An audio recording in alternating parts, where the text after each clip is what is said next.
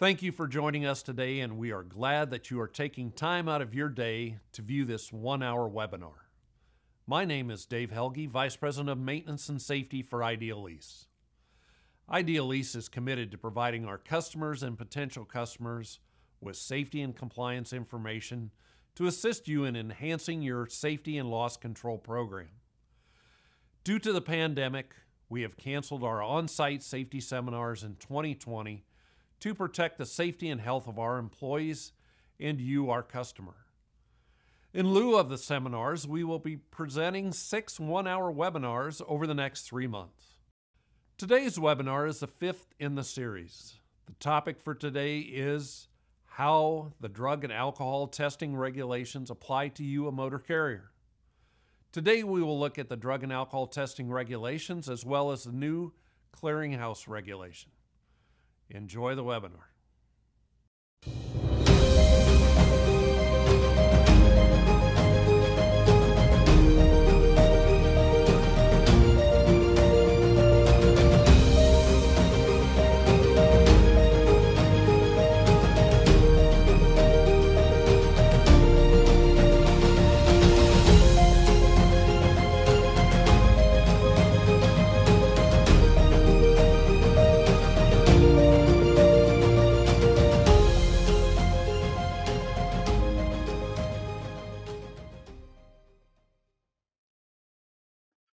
Today we're going to discuss how the drug and alcohol testing regulations of the FMCSA and the Department of Transportation apply to you, a motor carrier. So the agenda for today is we're going to take a look at the regulations both in Title 40 and 382 and start off first with who do they apply to. And then we'll talk about the inquiries that you as a motor carrier must complete on both past employers and the driver. And then we will address the clearinghouse. There's been a lot of questions about the clearinghouse. That new regulation went into effect January 6th of this year. And so we're going to try to help you understand that and outline that. And then the required tests and at the very end, the required training, and then we'll talk about some best practices. So obviously in 1 hour today, this is going to be a high-level view. We're going to get down the weeds in the clearinghouse and some of the testing, but the rest of it's going to be a pretty high level. Let's get started. So who does the drug and alcohol regulations apply to? And here we're all together. Doesn't matter if you're intrastate or interstate, these regulations apply to all folks the same, and they're all employers of such persons who operate commercial motor vehicles in commerce and are subject to the CDL requirements. So if you have CDL licensed drivers, then you need to be involved in the drug and alcohol testing regulations. The one question that always comes up with application is, there are many of you out there today that have non-CDL equipment, but you have drivers that have CDL. And I've addressed this question with the FMCSA about those drivers. Do they need to be in a drug and alcohol testing program? If there is no exposure for them to operate a CDL vehicle for your company, then you do not have to have the federal program in place for those drivers. Now, many of you have your own drug and alcohol testing policies and procedures, company policies that address all your employees. But as far as the federal regulations are concerned, the FMCSA 382 and DOT Title 40 only apply to CDL licensed drivers. So, inquiries. When you hire a new driver, the drug and alcohol inquiries 391.23 require that you inquire of past employers 3 years back from the date of application, make an inquiry to those past employers, and 3 questions need to be asked. Did that driver, while they were employed Would that past employer have a positive drug test? Did they have a positive alcohol test with results of 0.04 or greater? Did they refuse to take a required test? So third-party administrator, it's all right to use a third-party administrator. The FMCSA has been very, very direct in this area that a motor carrier cannot withhold past drug and alcohol testing information based on non-payment. So a lot of the large carriers today, take you to a website when you talk about past employment histories and all that, and they want you to pay money to get that information.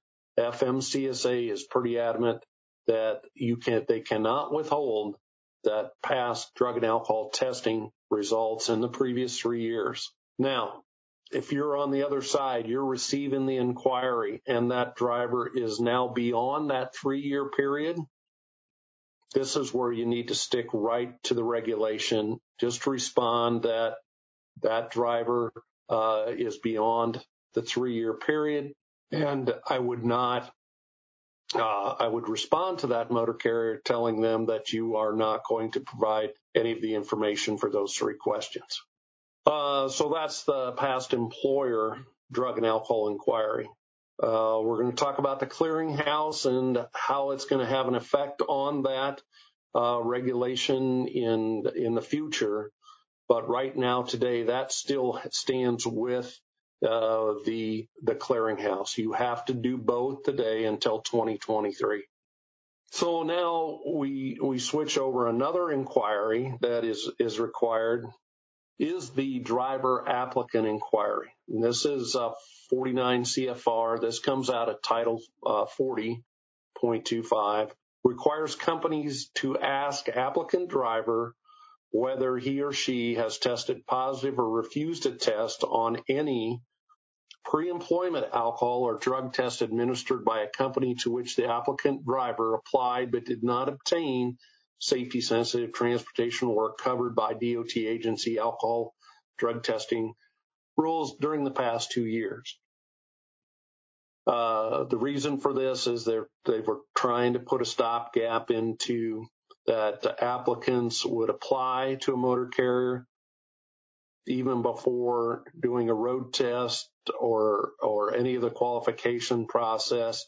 They would drug test, pre-employment drug test the applicant, they'd be positive, and then they would not even go to work for them. So that's where this comes in, trying to put a stopgap to that. The clearinghouse obviously is going to put a lot of stopgap to the holes that were in the regulations today. Whether this one will go away or not, I have not seen any reference to Part 4025J, so that one may stay there. The best place to put this in, this inquiry is build it right into your driver application.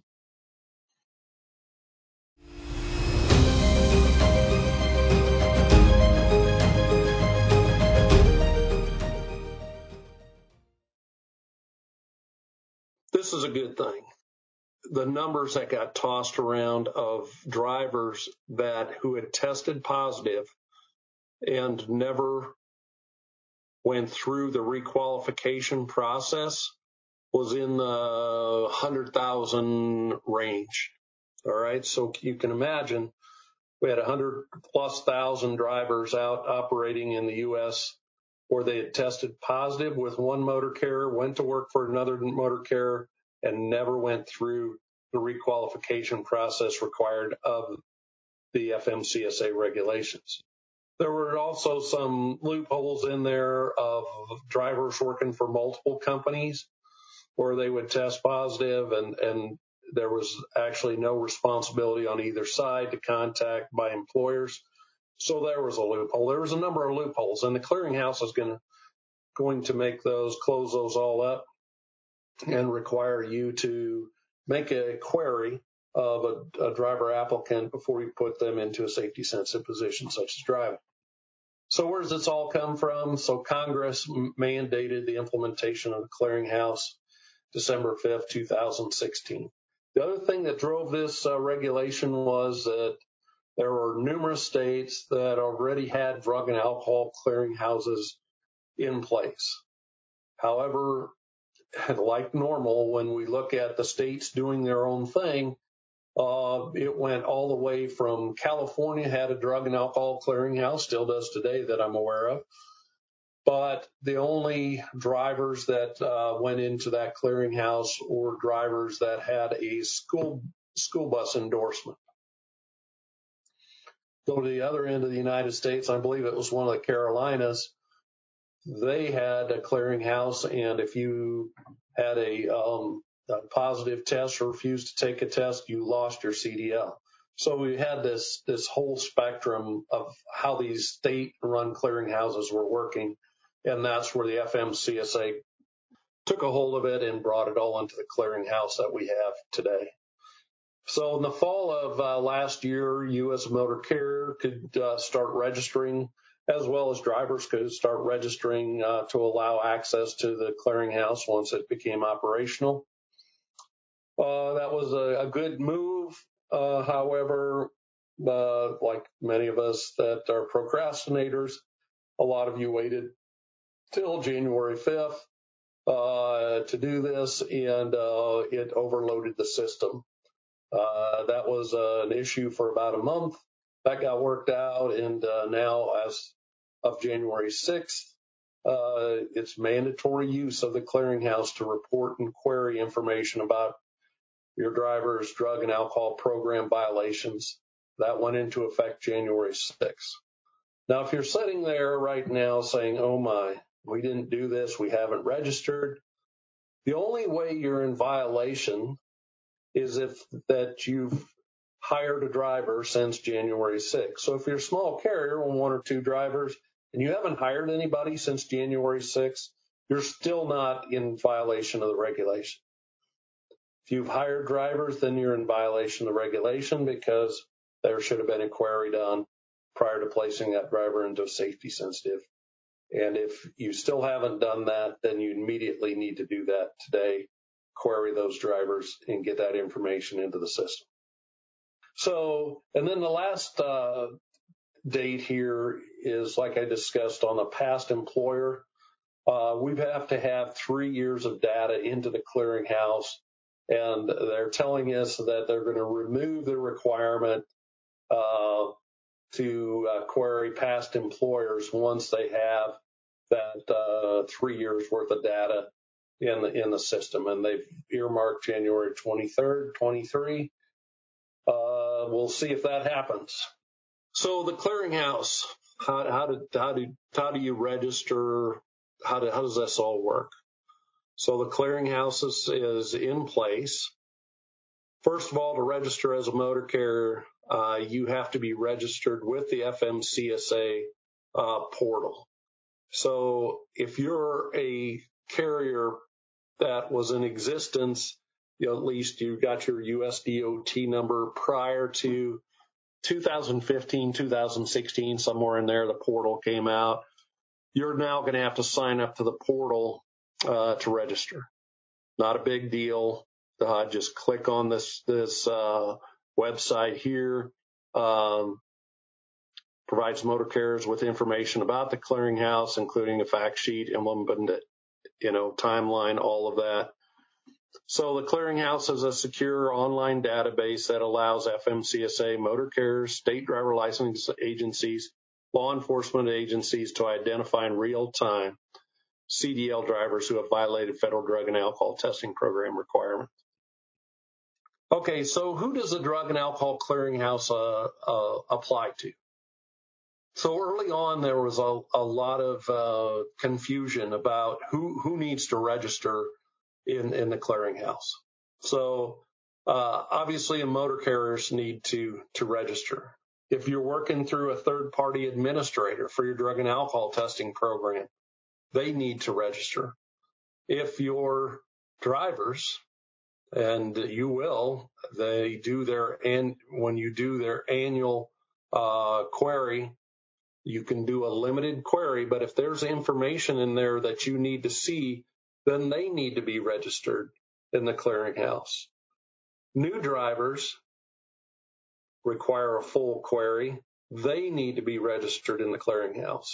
So it's a good thing to have all your drivers registered in the clearinghouse. That way the drivers can access the information, what's in there, about what motor carriers have put in there. So now let's take a look at how do you register. And there's the clearinghouse website. And like I said, motor carriers will have to complete the FMCSA portal registration unless you've already completed. Drivers who will have full queries will have to register pre-employment or current drivers with a limited query inquiry hit. So let's take a look at the queries. So beginning January 6, 2020, employers or their designated consortium third-party administrator, TPA, will be required to conduct queries to check if current and prospective employees are prohibited from performing safety-sensitive functions such as operating commercial motor vehicles due to an unresolved drug and alcohol program violation. So then we start off with the pre-employment. Starting on January 6th of this year, before you hire a new driver with a commercial driver's license to operate a CDL vehicle, you must conduct a full query of the Drug and Alcohol Clearinghouse as part of your pre-employment driver investigation. See if the driver is eligible for a hire regarding the Department of Transportation drug and alcohol testing regulations. That needs to be done before you put them into a safety-sensitive position such as driving. The annual query is done every 12 months. And there you have the option of conducting a limited or a full query of all of your qualified CDL drivers. And as I explained, the limited query checks for the presence of information in the driver's clearinghouse record and requires the driver consent outside of the database. So here you can just have the driver sign a release. Those releases are available over the website, and you can then do a limited query. However, if there's a hit on that query, a full inquiry or query is required in 24 hours. Probably not a bad idea to have all of your drivers registered in the clearinghouse. That way, if something does come back, you don't have to mess around with doing a full query in 24 hours. The other thing, when we talk about cost, there's no difference in cost between the limited and the full queries.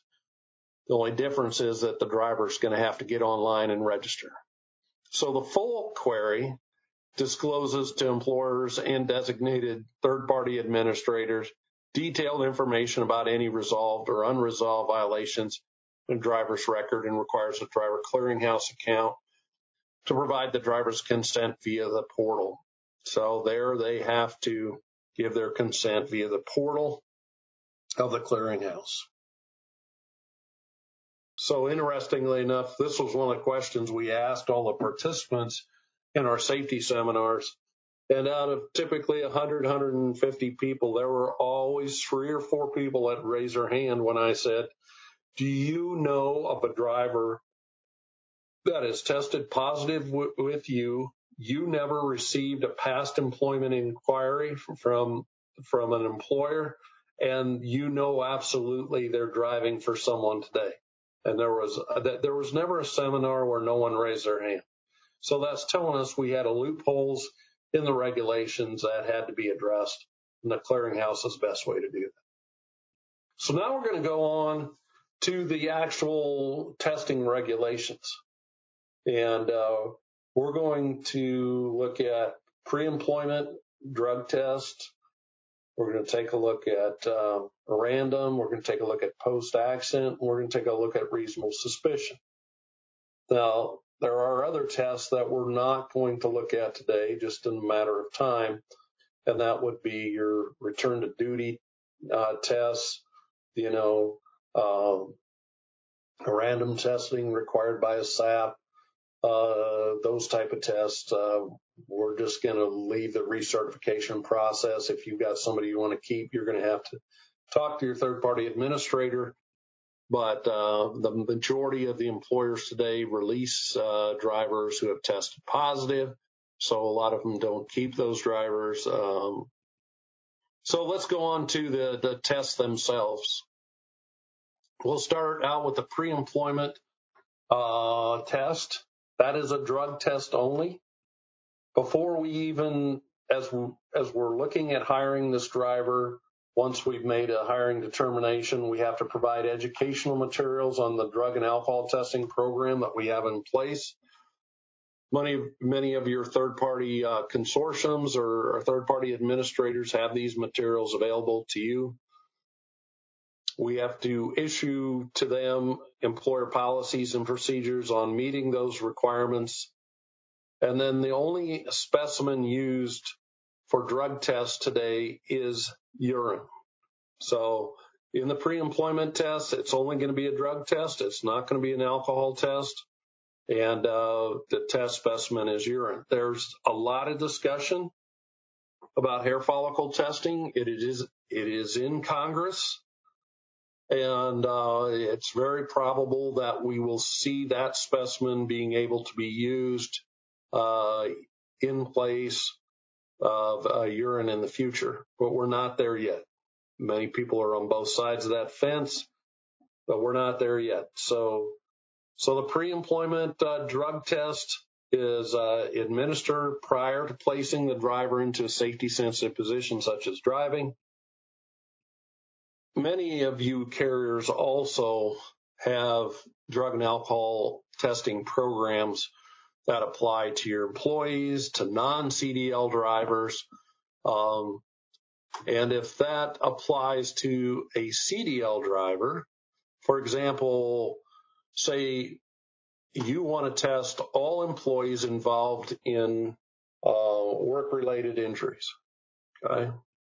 So as we look at the FMCSA and DOT drug and alcohol testing regulations, none of their tests are based on a work-related injury unless they're immediately taken from the scene in an accident situation to receive medical attention. But if they just twist their ankle, the FMCSA doesn't require, or the DOT require a pre-employment or a drug test or alcohol test. So if you're going to test that driver, you need to provide them with your company employee policies on drug and alcohol testing, what the consequences will be for a positive test, because that's all spelled out on the FMCSA DOT side, but they need to know on the company side what's the ramifications. Also, in those company policies and procedure, it must clearly state when you subject a CDL licensed driver to a non-FMCSA test or DOT test that it is based on employer authority independent of the regulations. They don't want any driver, CDL licensed driver, to think that they're taking a test that's FMCSA when it's not. It needs to be very clear to the driver that this is not an FMCSA test, DOT test. Also, the collector needs to be aware of that, those people, because it needs to be done on different chain of custody forms, those type of things, okay? So, and you should, when you provide those policies to the driver, you should have them, company policies, have them sign that they've received those, all right? So prior to allowing a new driver to drive or to be placed into a safety-sensitive position such as driving, a pre-employment drug test must be administered. Negative results must be received. And like I said earlier today, the only specimen we're going to test for this driver right now is urine. Unless your company wants to test hair follicle, they can do that, but they cannot do it in place of urine. So they can do both, but they can't do hair follicle in place of urine. So we're going to give them a urine test. Negative results must be received before placing that driver into a safety sensitive position such as driving. And then, like we discussed earlier on the inquiries, you need to have in place that inquiry whether they've tested positive or refused to take a pre-employment test with another motor carrier prior to going into a safety sensitive position such as driving. So that's the pre-employment test. The big thing there is not placing that driver into a safety sensitive position without having the results of that test. It is a violation to the FMCSA, but in this situation, it's the ramifications of that violations are nowhere close to the ramifications of liability exposure if you released a driver into a safety sensitive position such as driving. They had an accident, and now you get back the pre-employment test after the accident, and then you have to test them on the post-accident side, which we'll talk about here in just a second, and both those tests come back positive. That, from liability standpoint, you don't even want to take that risk. Don't even go there. Post-accident testing. If your driver is in an accident, and this is all inclusive of all the vehicles involved in the accident and all the people involved in the accident, if there's a fatality in any instance. So if you get involved in a weather situation, fog, ice, and there's 15, 20 vehicles and you're piling in to one of those types of accidents and there's a fatality, your driver automatically is in a post-accident testing condition. Bodily injury, if any of the folks involved in that accident are injured and require medical attention away from the scene, and your driver is cited for a moving violation in conjunction with the accident, then your driver is subject to the post-accident testing regulation. Same way with the last one, disabling damage to any vehicle. So if any of the vehicles can't leave the accident under their own power, and your driver is cited for somehow with that, reckless driving, too fast for conditions, whatever, is cited for a moving violation in conjunction with that accident, they're into the post-accident tested condition. So fatality doesn't matter about citation at all. All the people involved, bodily injury and towaway, your driver needs to be cited. With the post-accident testing, it's very time sensitive. It always starts out as alcohol and drug together. Doesn't make any difference on the circumstances. Both are being tested. So it starts out from the date and time of the accident. If we look on the alcohol side first, if you look at the regulation, you dive into that. It says that the test is to be administered to your driver in the first 2 hours. If that cannot be completed, you need to document why that did not occur. It could be that you weren't even notified by the driver until after that second hour. Could be your driver was injured and was receiving medical attention. Could be your driver was being held by a law enforcement official. Could be that you were more than 2 hours from a testing facility. All those would, comply to why that couldn't be done, and you have to document it. Then you're given 6 additional hours for the alcohol test for a total of 8 hours to complete that test. There again, for some reason, that test was not completed. You have to document why that test did not occur. So when we talk about post-accident testing, it's like windows open up, right? The alcohol test, drug test, both windows are opened up at the date and time of the accident. 2 windows open up. The alcohol window stays open for 8 hours. It shuts. Your driver contacts you 10 hours after the accident and is at the collection site and saying, hey, I'm the next one to get in. What is your response to your driver? Tell them not to test you. That's beyond the regulation. Test would be invalid at that point. Okay? No, it doesn't sound right, but it is. We've got to follow the regulations. Same way with the drug test. Drug test has to be completed within 32 hours. So it's very probable, it happens a lot, that the alcohol test is completed close to the scene of the accident. The drug test is completed by your own collector that you use for your company back at the terminal facility. That can be done within 32 hours. Has to be done within 32 hours. So if you had an accident, your driver's injured, taken to a hospital, if you can at all notify that doctor that this is a commercial driver, they need to be tested according to the federal motor carrier regulations. The doctor says that's not going to happen because of their condition. Well, then you've got 4 sets of documents that say first at 2 hours for the alcohol, then at 8 hours, and then at 32. 3 sets, 2, 8, and 32, why the tests weren't completed. Random testing. So for 2020, starting this year, there was a change to this regulation. And the change was that the random drug rate has increased from 25 to 50%.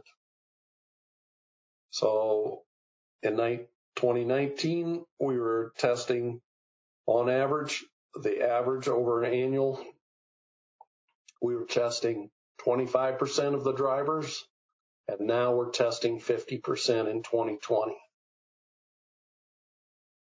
And then the alcohol rate stayed unchanged at 10%.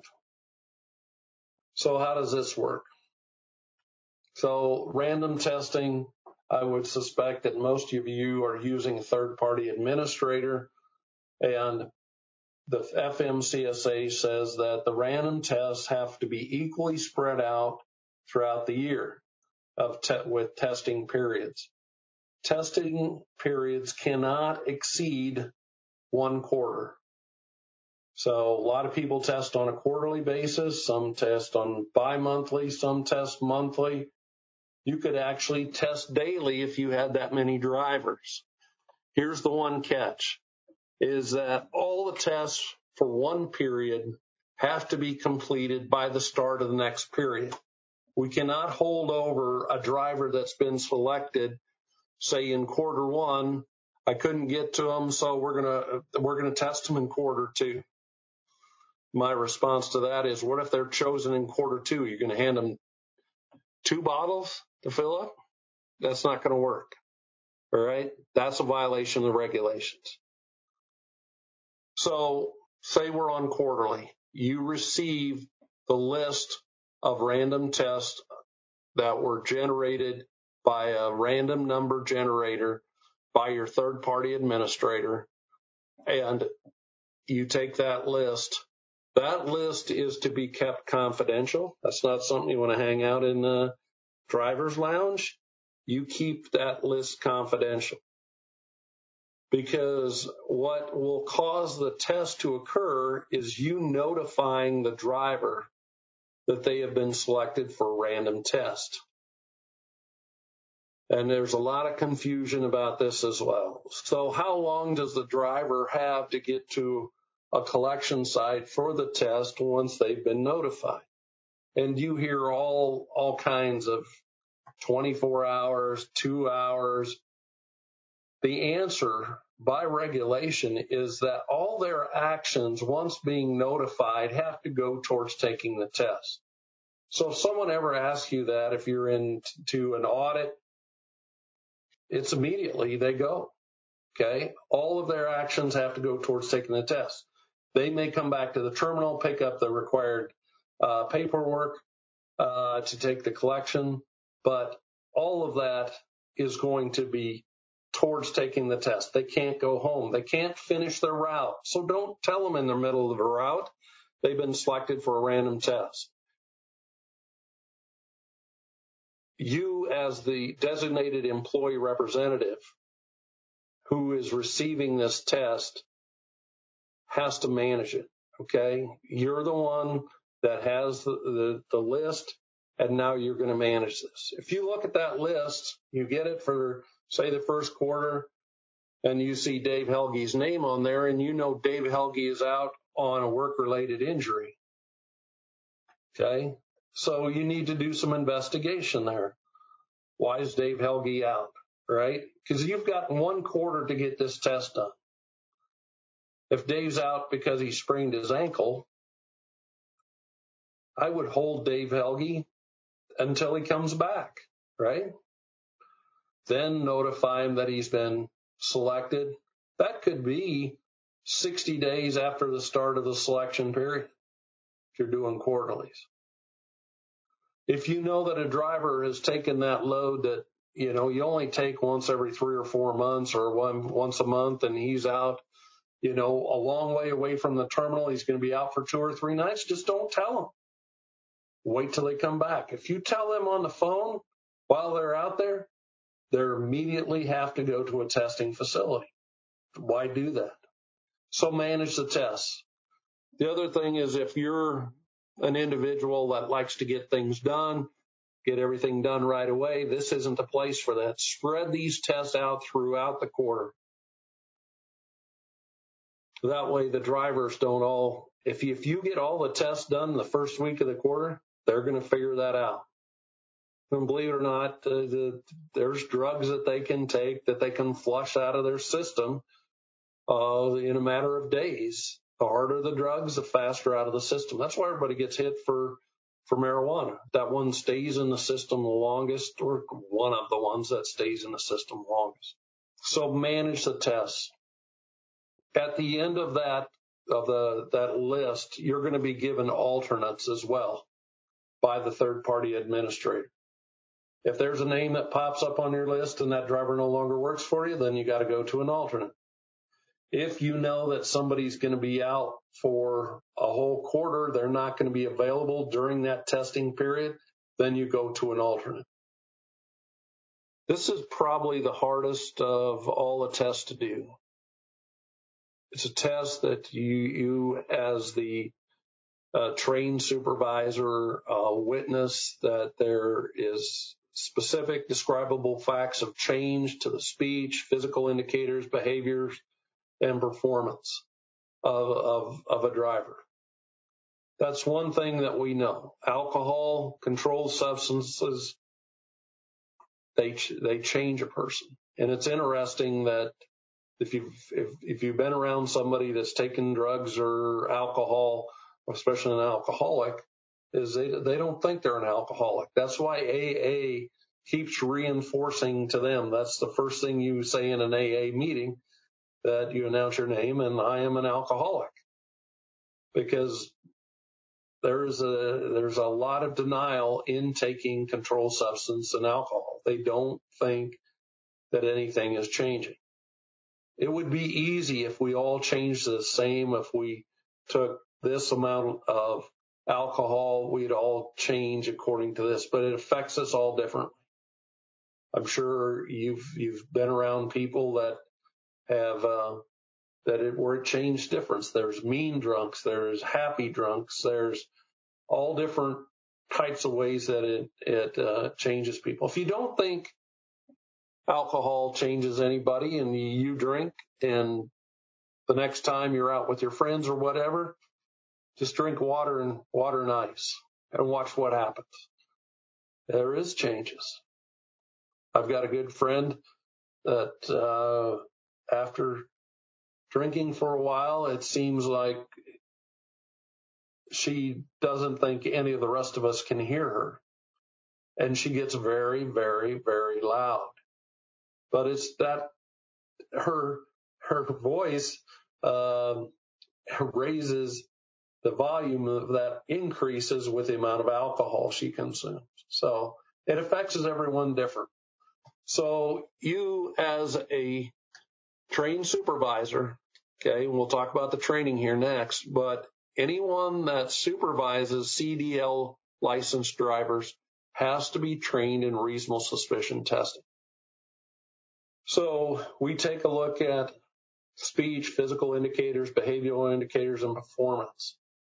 We may deal with a driver where things are accumulating over time.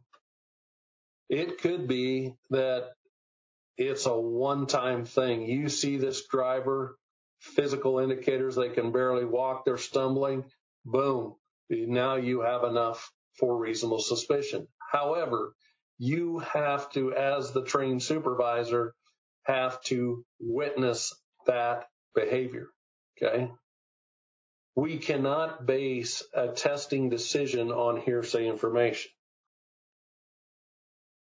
If a spouse calls you up or girlfriend, whatever, boyfriend, and tells you about your driver, you cannot go automatically and reasonable suspicion test that driver.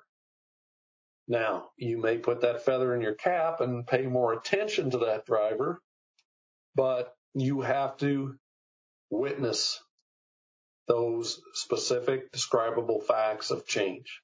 Now, when you come to the point where you're going to confront the driver, there's no turning back according to federal regulations. Once you've made that decision, you're going forward with the test, the reasonable suspicion test.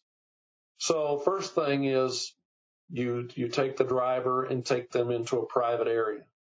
Don't do this out on a dock, driver's lounge, whatever, with other drivers around. If at all available, it is recommended that you have another trained supervisor with you. I wouldn't do any more than that, just so you have another witness in there, okay? If they're a trained supervisor, they can talk. But if there's a situation where another trained supervisor isn't available, I would get another person in there with you, just so they can witness what's going on. If there is a difference in gender of you and the driver, make sure someone else is in the room of the driver's gender, just so you have another witness. If that other person is not trained, then you need to tell them they need to just merely witness what goes on. You don't want them to say anything. So the first thing we tell the driver is we're into a reasonable suspicion testing. That's number one. Number two, I am concerned. Here is what I've witnessed. Now, we have a form all set up for reasonable suspicion testing that's based on speech, physical indicators, behavioral outlines, all those. If you want to make a copy of that form and give it to the driver, I don't have a problem with that. Here's what you've witnessed. Here's why we're in this situation today. Dave, you've been with me for 5 years. You've always shown up for work 15 to 20 minutes before your shift starts. You get everything ready. You've got your work uniform on. It's clean. It's all ready to go. And you start your route on time. Over the last month, I've seen you coming later and later to work. This last week, you were late for your route start time 2 times. And today I took a look, when I was here when you finally showed up, it looks like you've slept in your clothes. Those are the changes I've seen. So address those with the driver and tell them that you're going to be escorting them down to the collection facility to have a reasonable suspicion test completed. If the driver's knee-jerk reaction is that I am not taking your test, I would say, at that point, I would say, let's stop. Everybody, just stop here. Let's take a deep breath. Okay. Let me take you back to orientation. And I reviewed with you our company policies and procedures, as well as the FMCSA regulations pertaining to drug and alcohol testing. The FMCSA regulation is if you refuse to take this test, it is the same as a positive. If you test positive, now I'm going to go over here to our company policies and procedures, and we're going to go through what that says. And our company policy and procedures say X, right? That may be termination. I would give the driver, if it's a knee-jerk reaction response, I would say, is that your final answer? If they say, that's my final answer, I'm not taking your test, then I would start whatever the process is that you've got outlined in your company policies and procedures, termination, rehabilitation, whatever. But I would inform them right now, as to the FMCSA, you are not medically qualified to operate a commercial motor vehicle. And so I'm taking you out of service. And then that refusal today has to be reported to the clearinghouse. So if that driver takes off, you have to report that now to the clearinghouse that they've refused to take that test. The best way for this to work out is that the driver takes the test. I would tell the driver, there's no harm in taking the test. You're going to know one way or the other. Let's take the test. If the driver becomes combative at all, that's why you need somebody else in the room also to witness what goes on. If they make any threats to you, do not take threats lightly, especially if that's bodily harm to you. You pick up the phone and you call the enforcement officials. If they leave your facility in an unsafe manner, it's no different than you turning out somebody, that's a danger to the rest of the public. Call the law enforcement officials, tell them exactly what went on. Confronted one of your employees, it's a CDL driver, for reasonable suspicion testing. They left your facility in an unsafe manner, and you feel that they are a danger to the rest of the public. Don't take threats lightly. If somebody threatens you, call the law enforcement. Who's subject to the supervisor training for reasonable suspicion? We talked about that. That's 2 hours of training, 60 minutes of training on alcohol misuse, an additional 60 minutes of training on controlled substances use. Fortunately for you folks, the FMCSA has that available. It is a one-time training. So once you've gone through the training, you do not need to update that on a scheduled basis. I know there's a lot of consulting firms that send emails out there threatening that if you don't have this done, you're going to violate the federal regulations. That's true, but the FMCSA has that all available to you over their website. There's the link to that training. So I would strongly recommend that all your supervisors, anyone that supervises a CDL licensed driver, that means night dispatch, all those folks have to go through this training. Not a bad idea to go through it annually, but I need to let you know what the regulation is. Once you've had it, you're good by the FMCSA. There's a certification letter that you can download there as well and certify that you've received that training. Positive tests. We've touched on this as we've gone through. So a refusal or a positive test, as reported by the MRO, is you're medically unqualified to operate a commercial motor vehicle per the FMCSA. The FMCSA, if you look at the regulations, does not determine status of employment. They just put your driver medically unqualified. You, as the employer, the motor carrier, have to make that determination status of employment. So when we have a driver test positive, who's the first one to know? Outside of maybe a lab technician, it's going to be the medical review officer. So by regulation, the medical review officer is required to contact your driver first. They have to make 2 attempts at that. If both of those attempts do not go through, they can't get a hold of your driver. Then they contact you, the employer, or they contact you, the employer, after they've made contact with the driver. Once upon receiving that information as a motor carrier, that you've got a positive test, first and foremost is your responsibility is to remove the driver from performing safety-sensitive duties such as driving. That's your responsibility as a motor carrier. Do not take that lightly. Do not let them drive home. Do not let them continue a route. Once you know they're positive, you've got to immediately get them out of that commercial motor vehicle. Okay? If there would happen to be an accident after you've been notified, liability-wise, that would not be good for you. If they are clean across the United States, then you send them on a long run, and now you've got that positive. You've got to get them out right then and there.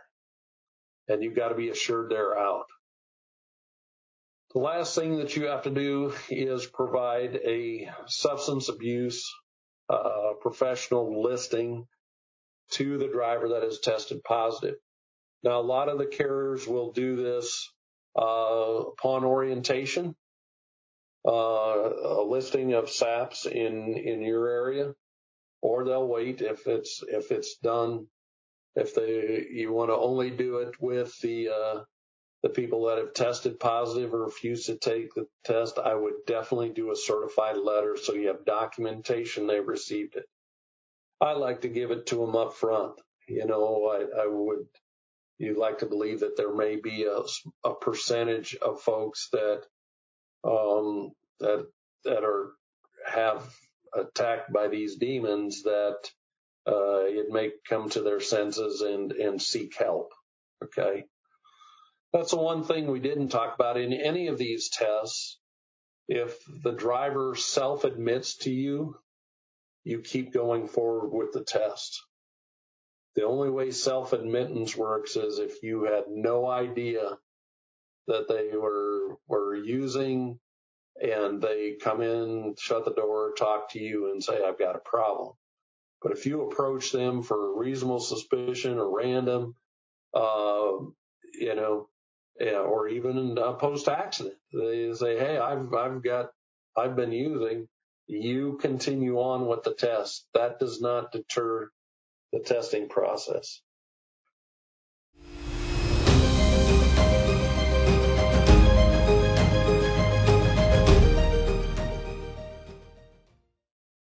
So some best practices as we take a look at this that you should use.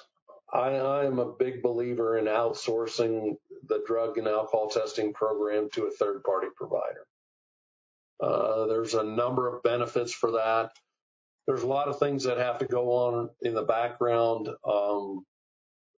If you administer your own drug and alcohol testing program, that's like blind sampling, the random number generator, the random selection process, all that. So if you outsource that, you can have a third-party administrator do that for you. Federal regulations allow that, for one. The other thing is that from a liability standpoint, especially with driver selection of the tests, it's amazing. Some of these drivers should be buying lottery tickets because they get hit quite often. If you don't have a good relationship with the driver and he thinks that you are manipulating that selection process, and hires an attorney or whatever, you're better off to defend yourself by saying that's all handled by a third-party administrator. We don't do anything with the selection process. Okay. And they're able to stay on top of the regulations, the changes, and provide you with a lot of the information. Collection sites, all of that type of stuff as a third-party administrator, especially if you're not just local, you're going all over the United States, then it's good to have a third-party administrator because they have those collection sites contracted to where your drivers can be tested. When addressing a driver for reasonable suspicion testing, have another trained supervisor with you. That's definitely a best practice. Not required by regulation, but just a good best practice to have somebody else in there with you. Allow the supervisor training is only required by regulation once. Have all supervisors complete the training annually. Another good best practice we discussed. And then, like I said, immediately notify law enforcement if any threats are made or the employee becomes combative or you feel is unsafe to the general public. Don't take that lightly and notify the law enforcement officials so they can get involved with that individual. Now that we have concluded the webinar, I would ask that if you have any questions about the material we have covered today, that you please email me. Our final webinar in the series will be on October 21st, and we will address developing a proactive safety and loss control program. I will leave up my contact information for you to email questions that you may have. The registration link will also be there for you to register for a future webinar. Thanks for attending this webinar. Stay safe and take care.